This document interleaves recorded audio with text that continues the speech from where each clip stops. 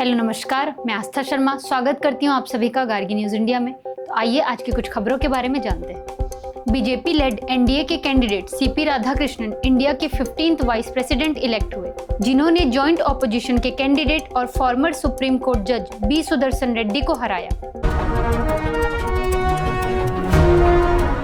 Consumer affairs, food and public distribution minister Prahlad Joshi new Delhi में एक state of the art electric vehicle testing facility का inauguration करेंगे।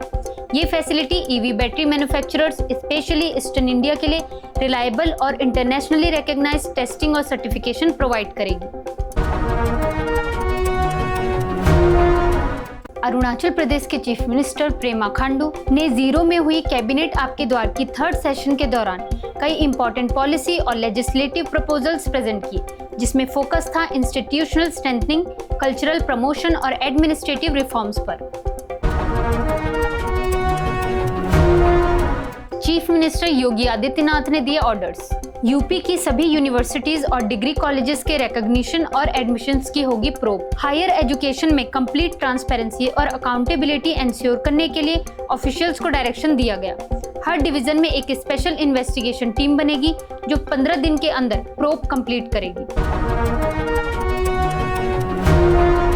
Telangana CM ए रेवंत रेड्डी ने हैदराबाद के पास गंडीपेट में Godavari drinking water supply project के फेज 2 और 3 के फाउंडेशन स्टोन्स रखे। ये प्रोजेक्ट्स हैदराबाद की बढ़ती पानी की जरूरत को पूरा करने और एनवायरमेंटल रीस्टोरेशन एंश्योर करने के लिए एक्सपेक्ट किए जा रहे हैं। गुजरात स्टेट असेंबली का 3-डे मॉनसून सेशन गांधीनगर में स्टार्ट हुआ। ओपनिंग डे पर सीएम और leader of the legislative assembly Bhupendra Patel ने पूर्व मुख्यमंत्री विजय रूपाणी सहित अन्य दिवंगत सदस्यों को श्रद्धांजलि अर्पित की।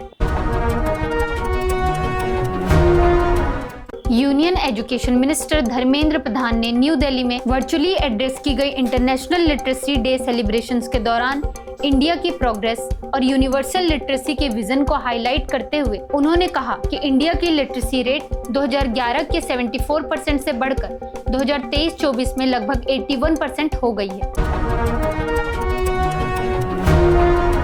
हिमाचल प्रदेश अब इंडिया का 4th फुली लिटरेट स्टेट बन गया है। सीएम सुखविंदर सिंह सुक्खू ने कहा 99.3% लिटरेसी रेट के साथ, जो नेशनल बेंचमार्क 95% से ज्यादा है, हिमाचल अब मिजोरम, त्रिपुरा और गोवा के साथ इस लिस्ट में शामिल हो गया है। नेपाल में जेन-जी प्रोटेस्टर्स ने केपी शर्मा ओली सरकार के खिलाफ हिंसा भड़का दी। गवर्नमेंट बिल्डिंग्स, पॉलिटिकल ऑफिसेज और फॉर्मर पीएम्स के घर तक आग के हवाले कर दिए गए। ये हिंसा उस दिन के बाद हुई जब पुलिस फायरिंग में 19 यंग प्रोटेस्टर्स मारे गए काठमांडू में। पीएम केपी शर्मा ओली ने रिजाइन कर दिया और president Ramchandra Paudel army protection में अननोन लोकेशन पर है। यूएस प्रेसिडेंट डोनाल्ड ट्रंप ने यूरोपियन यूनियन से अपील की है कि वो चाइना और इंडिया पर उनके रशिया से ऑयल खरीदने पर 100% तक के टैरिफ्स लगाएं। ये स्टेप मॉस्को पर प्रेशर बढ़ाने और यूक्रेन वॉर को खत्म करने के लिए लिया गया है। दिल्ली की मुख्यमंत्री रेखा गुप्ता ने कहा कि यमुना नदी का जल स्तर कम होने के बाद दिल्ली सरकार लोगों को उनके घरों में पुनर्वास के लिए सभी आवश्यक सुविधाएं प्रदान करेगी। नई दिल्ली में मीडिया से बात करते हुए दिल्ली की मुख्यमंत्री ने नुकसान झेलने वाले सभी किसानों को राहत राशि प्रदान करने की बात कही। ईडी ने वेस्ट बंगाल में इलीगल सैंड माइनिंग से जुड़ी मनी लॉन्ड्रिंग प्रोब के लिए कोलकाता और आसपास 22 जगहों पर रेड्स की। सीबीआई ने 2008 के जज के घर नकदी मामले में निचली अदालत के बरी करने के फैसले को हाई कोर्ट में चुनौती दी है। अपील में रविंदर सिंह, राजीव गुप्ता, निर्मल सिंह और पूर्व जज निर्मल यादव को प्रतिवादी बनाया गया है। सीबीआई का कहना है कि ट्रायल कोर्ट ने साक्ष्यों की अनदेखी की, जबकि 15 लाख रुपए की बरामदगी और एक बालिया बयान मौजूद थे। झारखंड हाई कोर्ट ने स्टेट गवर्नमेंट को ऑर्डर दिया कि मेडिकल कैडर के सभी एम्प्लॉयज को 8 वीक्स के अंदर dynamic assured career progression scheme के बेनिफिट्स दिए जाएं। बॉलीवुड एक्ट्रेस करिश्मा कपूर के बच्चों समायरा कपूर और कियान राज कपूर ने दिल्ली हाई कोर्ट में केस फाइल किया है अपने लेट फादर संजय कपूर के एसेट्स के शेयर के लिए। ये केस उनकी सेकंड वाइफ प्रिया कपूर, उनके बेटे और मदर रानी कपूर के खिलाफ है। उत्तर प्रदेश के प्रयागराज, आगरा और मथुरा जिलों में बाढ़ की स्थिति गंभीर है। खासकर मथुरा में यमुना का पानी घरों तक पहुंच गया है, जिससे स्कूल और कॉलेज बंद हैं।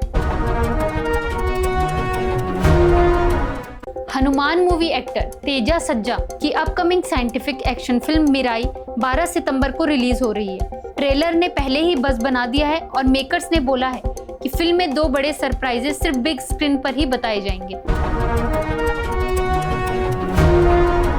MEA ने नेपाल में रह रहे इंडियंस को अलर्ट रहने और नेपाली अथॉरिटीज के गाइडलाइंस फॉलो करने को बोला। दिल्ली काठमांडू फ्लाइट ऑपरेशंस भी कैंसिल हुए।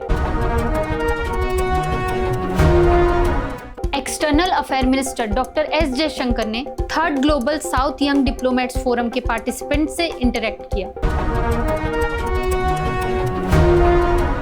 भारत और श्रीलंका ने मन्नार डिस्ट्रिक्ट हॉस्पिटल में एक्सीडेंट एंड इमरजेंसी यूनिट बनाने के लिए एक MOU साइन किया, जिसके लिए भारत 600 मिलियन श्रीलंकाई रुपए का अनुदान दे रहा है। इस परियोजना में 2 मंजिला इकाई का निर्माण और आवश्यक चिकित्सा उपकरणों की आपूर्ति शामिल है। भारत ने अटारी वाघा सीमा के रास्ते 67 पाकिस्तानी कैदियों को रिहा कर दिया, जिनमें 53 मछुआरे और 14 नागरिक शामिल हैं। ये सभी विभिन्न कारणों से भारतीय जेलों में बंद थे। रिहाई के बाद कैदियों के चेहरे पर खुशी थी। इनमें से कुछ कैदी गुजरात, राजस्थान, पोरबंदर, हैदराबाद, लुधियाना और अमृतसर की जेलों में सजा काट रहे थे। मॉरिशस के प्रधानमंत्री नवीन चंद्र रामगुलाम दोनों देशों के बीच बढ़ी हुई रणनीतिक साझेदारी को और मजबूत करने के लिए भारत की राजकीय यात्रा पर मुंबई पहुंचे। मॉरिशस के प्रधानमंत्री 16 सितंबर तक भारत में रहेंगे। यह उनके वर्तमान कार्यकाल में भारत की उनकी पहली द्विपक्षीय विदेश यात्रा है। इसरो चेयरमैन वी नारायणन ने कहा कि ऑपरेशन सिंदूर के दौरान सभी इंडियन सैटेलाइट्स 24/7 पूरी तरह से काम कर रहे थे और इंडिया की टेक, एज और स्पेस एंटरप्रेन्योरशिप को बूस्ट कर रहे हैं। यूएस प्रेसिडेंट डोनाल्ड ट्रंप ने कहा कि उनकी सरकार इंडिया के साथ ट्रेड बैरियर्स के इशू को लेकर नेगोशिएशन जारी रखेगी। उन्होंने ये भी बताया कि वो प्राइम मिनिस्टर नरेंद्र मोदी से डायरेक्टली बात करेंगे। US based company strategic metals ने पाकिस्तान की फ्रंटियर वर्क्स ऑर्गेनाइजेशन के साथ एक अग्रीमेंट साइन किया है। इस अग्रीमेंट का फोकस है क्रिटिकल मिनरल्स जैसे लिथियम, कोबाल्ट, रेयर अर्थ की एक्सप्लोरेशन और प्रोसेसिंग पर। ये डील दोनों देशों के बीच माइनिंग और स्ट्रेटेजिक रिसोर्सेज के कोऑपरेशन को रिफ्लेक्ट करती है, जो ग्लोबल सप्लाई चेन्स के लिए काफी सिग्निफिकेंट हो सकती है। कतर की राजधानी दोहा में लगातार कई धमाकों की आवाज सुनी गई। इसी बीच इजराइल डिफेंस फोर्स ने दावा किया कि उसने हमास के सीनियर लीडरशिप को निशाना बनाते हुए एक सटीक हमला किया है। श्रीलंका सुप्रीम कोर्ट ने एक बिल क्लियर किया है जो फॉर्मर प्रेसिडेंट्स के स्पेशल प्रिविलेजेस को खत्म करेगा। मेक्सिको में एक ट्रेन और डबल डेकर पैसेंजर बस की टक्कर में कम से कम 10 लोग मारे गए और 41 से ज्यादा लोग घायल हुए। नेपाल की राजधानी काठमांडू में नेपाली सेना और चीन की पीपल्स लिबरेशन आर्मी के बीच joint military exercise Sagarmatha friendship 2025 शुरू हुआ है और ये 16 सितंबर तक चलेगा। यह अभ्यास आतंकवाद निरोध, आपदा प्रबंधन, संयुक्त राष्ट्र शांति मिशन जैसे क्षेत्रों में सहयोग बढ़ाने के उद्देश्य से किया जा रहा है। पोलैंड ने कहा कि रशिया के ड्रोन्स ने उनके एयर स्पेस को बार बार वायलेट किया है, जिसके बाद पुलिस फोर्सेस ने उन ड्रोन्स को शूट डाउन कर दिया। इस इंसिडेंट के चलते पोलैंड के की एयरपोर्ट्स को सेफ्टी इश्यूज की वजह से टेम्पररी बंद रखा गया है। यूएस प्रेसिडेंट डोनाल्ड ट्रंप ने इजराइल के प्रधानमंत्री बेंजामिन नेतन्याहू को हमास पर कतर में किए गए हमलों को लेकर एक वार्निंग दी है। ट्रंप ने कहा कि उन्हें इजराइल के गल्फ देश पर हमले के बारे में पहले से सूचित नहीं किया गया था। कतर इन दिनों इजराइल हमास वार्ताओं में एक अहम मध्यस्थ की भूमिका निभा रहा है।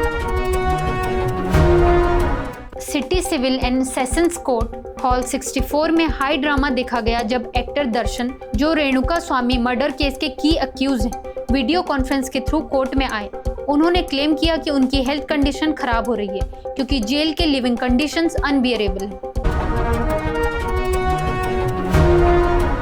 ऐश्वर्या राय के बाद अभिषेक बच्चन ने भी निजी अधिकारों की सुरक्षा के लिए दिल्ली कोर्ट का रुख किया है। वह अपनी तस्वीरों, नाम, आवाज और अभिनय के अनाधिकृत इस्तेमाल पर प्रतिबंध चाहते हैं। इन्फिनिटी कैसल ने 30 करोड़ से ज्यादा रुपए की एडवांस बुकिंग के साथ बॉक्स ऑफिस के रिकॉर्ड्स तोड़ दिए हैं। ये सक्सेस इंडिया में एनिमे के नीचे से मेन स्ट्रीम बनने की एक बड़ी शिफ्ट को दिखाता है। तो ये थी आज की कुछ खास खबरें। गार्गी न्यूज इंडिया को लाइक, शेयर एंड सब्सक्राइब जरूर करें। मैं आस्था शर्मा आपसे फिर मिलती हूँ। धन्यवाद।